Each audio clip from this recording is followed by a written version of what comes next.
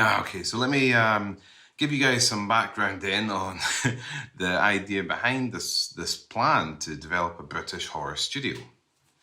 Well, firstly, to give you an idea, as a film producer, I've worked for over 10 years in the independent sphere, from higher budget films in the US like Kids vs. Monsters to lower budget horror movies produced here, like in Scotland and the UK, like Lord of Tears, or our latest release, Ghost Crew.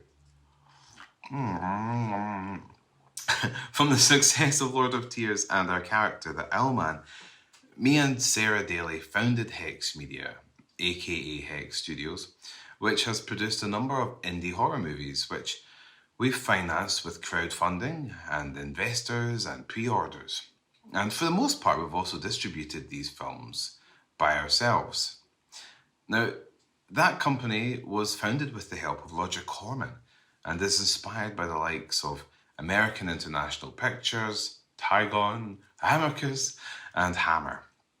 Our company grew over the years, humbly and modestly, to produce more films and to create more opportunities for our fellow artists working in the horror genre. However, success can be like taking off a blindfold, and having worked in film for over a decade in production, film marketing, and distribution, and Valium selling, I knew in my heart that something was missing from the world of British horror. So look, what's missing isn't the passion, the hope, the aspiration, or even ambition of the fantastic artists working in film. No, they're doing their best, but the cards of the industry are stacked against them. From the bonfire of the colossal changes that took place in the British film industry, like in the early 70s, that consumed and wrecked so many of those classic era studios, nothing of their likeness came back to replace them. Well, not from our shores. But across the pond, we have Blumhouse, we have A24, and so many more, big and small, not to forget Trauma Entertainment and others. But what about the UK? What are we doing wrong? What's going on when even the Hammer that exists today feels like little more than an intellectual property hedge fund? These problems go so much deeper than the financial, though. It affects our filmmaking and audience culture as well. British horror is produced today in a largely parochial, self-deprecating manner, which isn't to say that the films aren't great or beautiful, but they won't get much sunlight beyond regional film festivals, and even our most prominent genre festivals will usually eschew them in favour of US titles lobbied for by US sales agents and distributors. So when even our festival or audience culture can't bring itself to promote the work of independent filmmakers properly, is it any wonder that a crisis of confidence has developed over the years, which routinely holds us back from reaching our potential? That leaves many British filmmakers dreaming of a victorious discovery of their beautiful talents, which will take them far and far away from these golden shores. Is that all that success in British film has to offer? A way to escape? And in independent film, is success just a short-term meal ticket to produce a ponderous entertainment for broadcast television career, a way of becoming part of the media institution which has largely filled the vacuum of our decayed independent film sector with, more vanilla blah. One day as I was working, the grind as a producer raising finance for films, I walked past a stunning building, a large romantic structure of the 1800s, which was beautiful, but broken. Its window panes smashed, its ornate ironworks bent out of shape.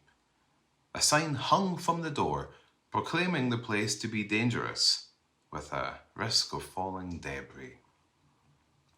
But what a grand place it must have been once upon a time. It evoked thoughts of Down Place, the Georgian building most recognisable from Bray Studios, where Hammer produced their films between 1951 and 1970. It lives today as a studio, and a well-preserved one at that. But there is no Hammer there. There is no home for British horror, no structure built of stone where you can rest your hand and know that deep inside is a place that champions the art that you cherish, that cultivates and fosters the horror talent of tomorrow, a venue where events and festivals might even be held, which can fill the hearts of artists with pride, can support them and cultivate a new culture of respect from audiences where filmmakers and fans of the horror genre can come together as collaborators instead of this bullshit mercenary relationship of producer and consumer. Passing through the doors, I can see sets under construction for the movies of tomorrow, and I can see artists, horror journalists, writers, and salespeople working together to develop a community that makes such a place an epicenter for British independent film.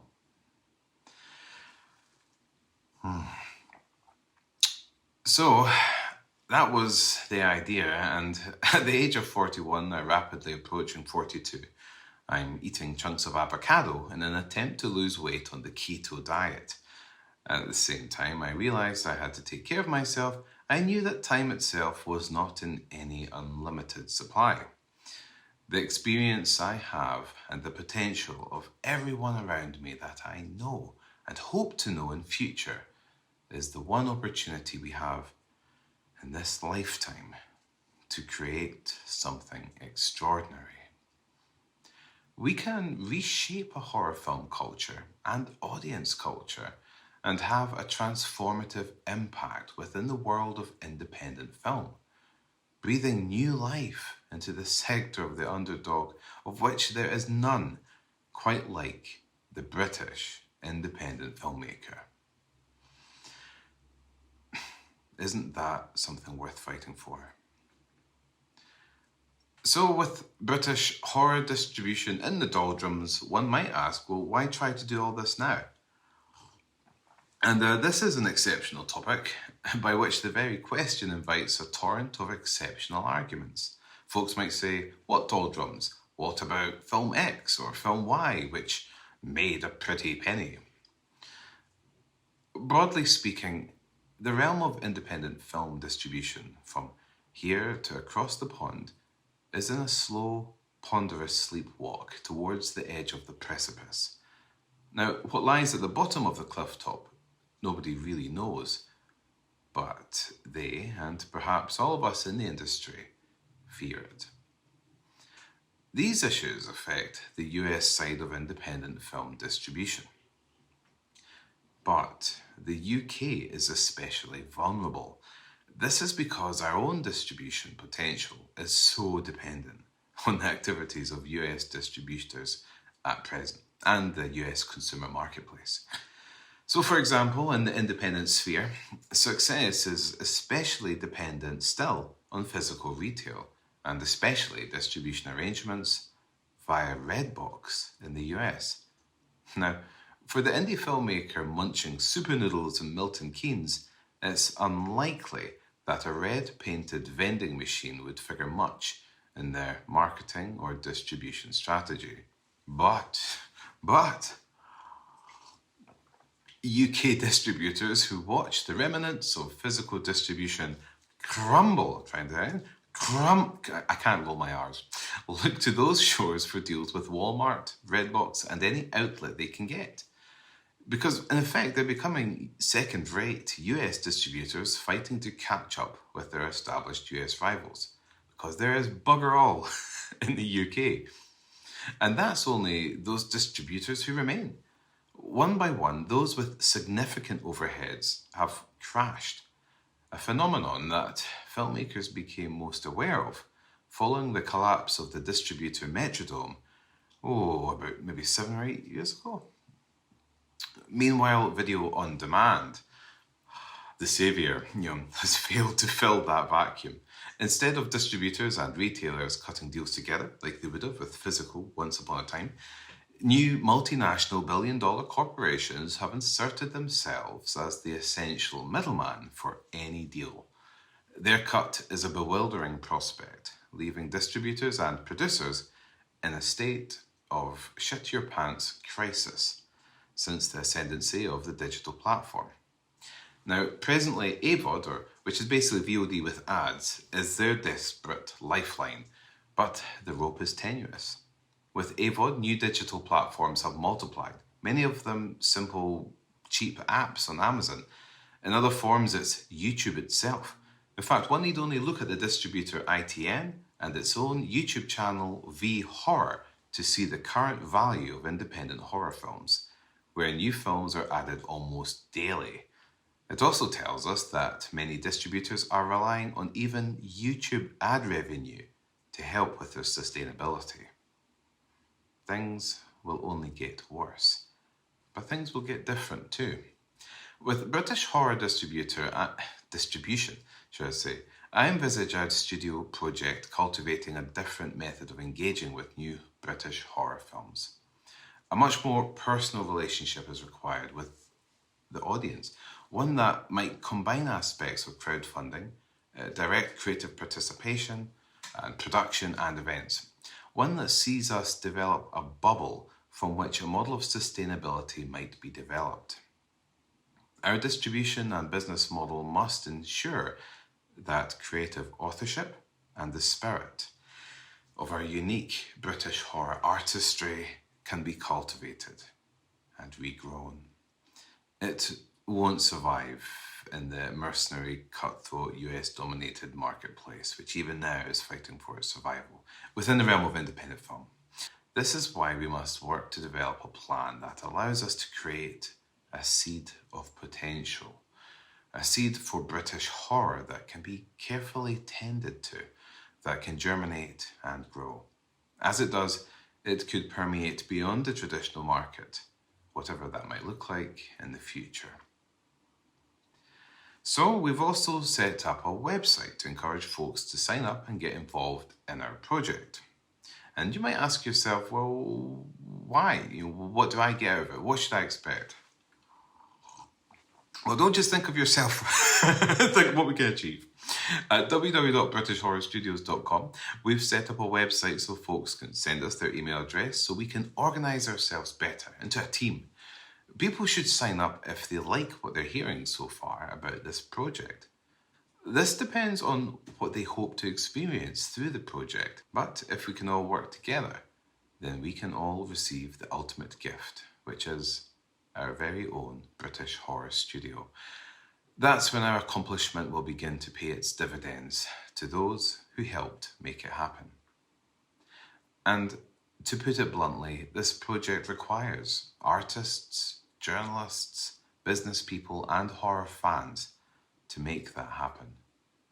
And well, what are the benefits for them?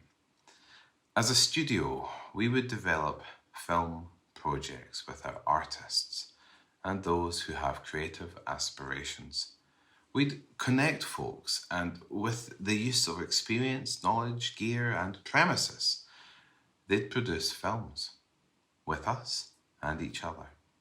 These films could be distributed afterwards via the studio, utilising the unique distribution model that we're very keen to develop.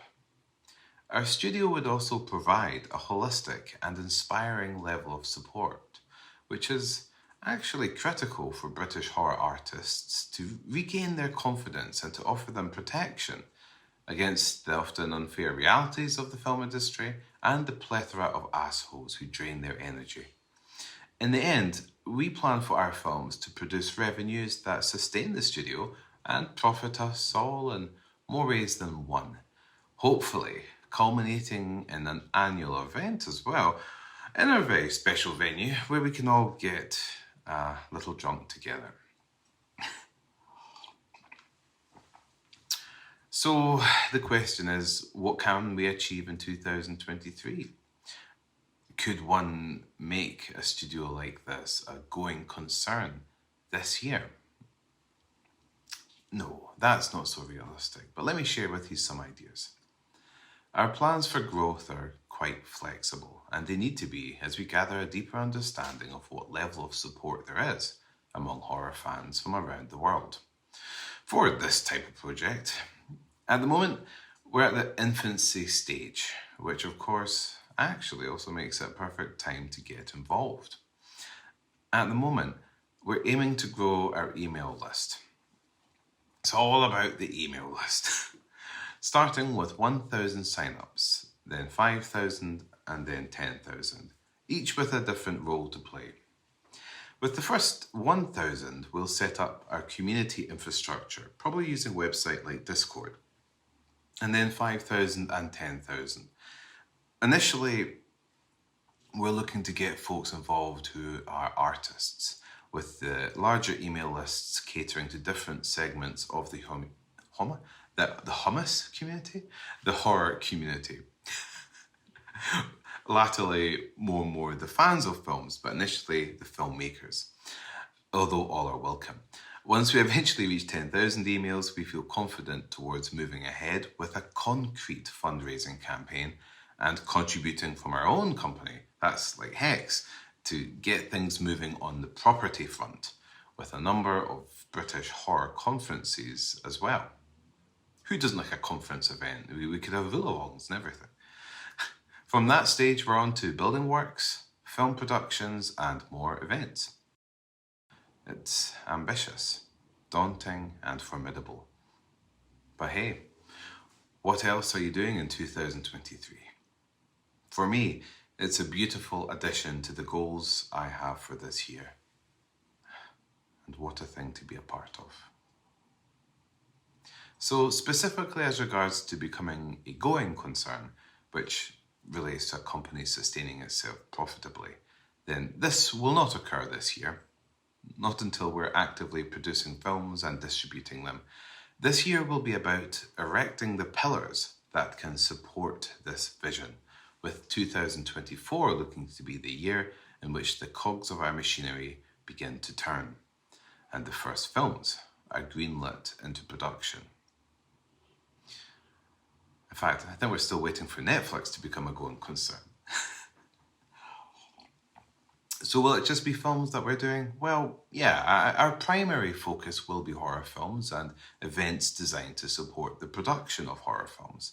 And these will include workshops, conferences, and hopefully a festival as well. But that said, we are keen to support horror authors, comic book artists, and live performers. And we'll be sure to find ways that they can benefit from the project directly and indirectly too. And so you might wonder, well, is there an ultimate aim? Is there a 5 or 10-year plan? The ultimate plan is to resurrect something special from the past. Now, we're not talking a literal recreation. After all, our memories are themselves romantic and a little separate from the reality. We're not looking to turn the clock back, but there is beauty in the past, and there is something magical about that era of British horror, which can add a spark of hope and aspiration for British horror filmmakers today.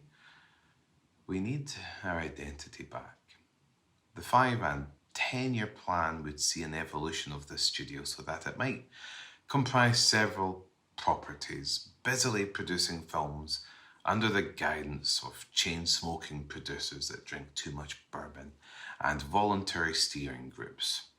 Films which can be distributed around the world with clear and transparent accounting, God forbid, with a focus towards sustainability, security, and growth.